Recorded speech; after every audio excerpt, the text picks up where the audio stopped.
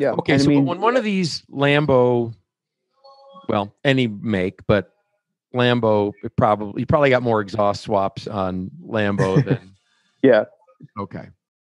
than on Maserati. You float a valve. Yep. You need a motor. Yep. What kind of money for us regular people? I mean, in the V12 world, it could easily be $100,000 repair. When you factor in labor, I mean, for some of those cars, it's 20 something hours just to get the motor out of the car.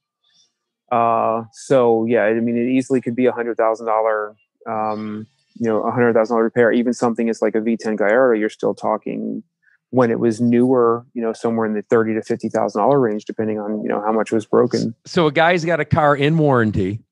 Mm-hmm. The exhaust shop or the customization shop or the tuner shop, I'm sure, let them know we do these all the time. Doesn't hurt anything. Yeah. That's what they say. He's still in warranty.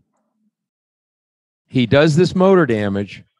Mm-hmm. He's staring down in the small car and the Gallardo to the big car, to the 12-cylinder, 30 to 100 G's to repair his car. Yep.